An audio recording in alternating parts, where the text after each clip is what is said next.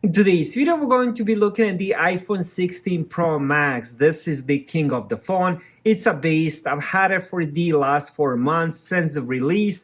And in today's video, I'm going to break down everything you should know about this phone. Let's start with the design. The iPhone 16 Pro Max does scream premium. We've seen a refined design with even slimmer bezels, maximizing the gorgeous display. Speaking of the display, 6.9 inches. That's definitely a bigger size than the previous model. But the most impressive part is it's still the same size as the previous model, meaning they actually ended up maximizing the bezels all the way around. So we have screen to body ratio at 92.35%, which is just amazing. This is a big phone, but honestly, when you hold it inside your hand, it's not that big.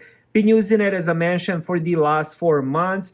And honestly, I'm used to it. I did end up switching from let me see if I can find it here. I did end up switching it from the iPhone 15 Pro, which was 6.1 inches. So you can see the big difference in size. But after a while, I did end up getting used to it. Now, the iPhone 16 Pro and the 16 Pro Max do have the titanium frame, but it also does have the glass back, so I definitely recommend getting a case. Now, when it comes to the choice of colors, honestly, I wasn't impressed. That's probably my least favorite things about the new iPhones are the colors. It looks alright. Honestly, if they have some better colors, like for example red or even midnight green, I believe on the regular 16, looks pretty awesome as well. The colors themselves, unfortunately, do look a bit bland, but having a good case would definitely fix that. So here I do have one of the cases with the kickstand, which is definitely something I would recommend if you want to watch videos and stuff like that. Definitely end up getting a case with the kickstand.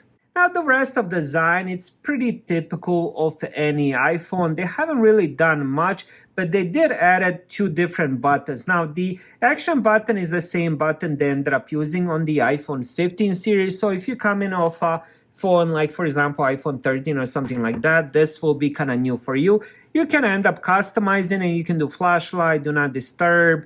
You can do, I believe, translate. You can do Shazam, which is for the music and stuff like that. So it has few different customization. And then for this year, they added the camera button. Now, if you click on it, it's going to open up the camera. Then if you apply some pressure, you can end up zooming that in and stuff like that. Also, if you end up clicking here, you can access different features like zoom, depth, exposure, and then if we go back, you can end up changing different camera styles like camera, video, portrait, and stuff like that. And then you also do have the tone. At first, I was impressed with it, but after a while, honestly, I didn't care much about it. I didn't use it, and most times I would even forget that it's there, and I would just keep clicking on the camera button every time I wanted to take a picture or a video.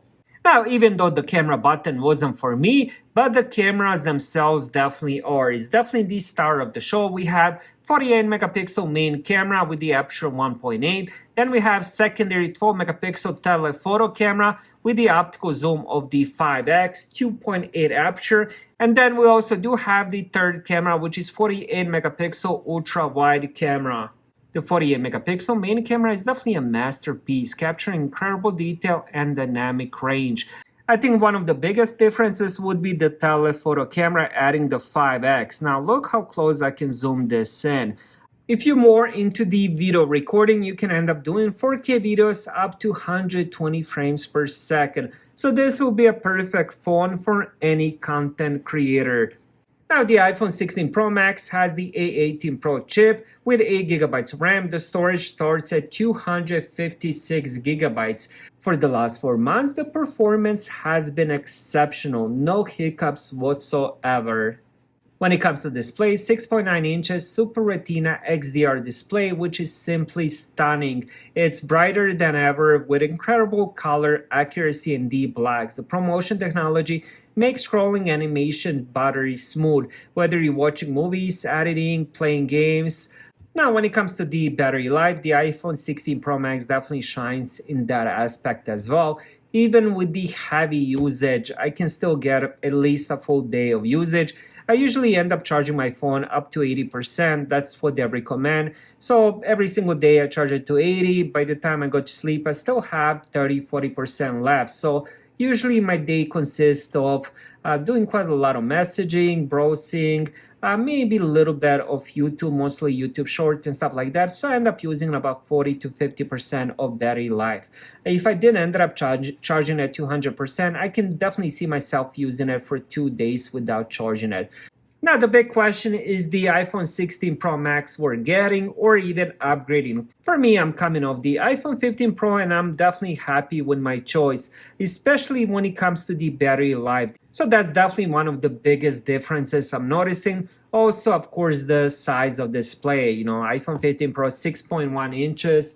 Let me just show you that phone one more time. So we have 6.1 inches compared to the 6.9. So big difference between the two. So if you want the absolute best smartphone experience with the groundbreaking camera system, blazing fast performance, stunning display, and a premium design, then the iPhone 16 Pro Max is definitely the phone for you. Thank you guys for watching. Have a great day.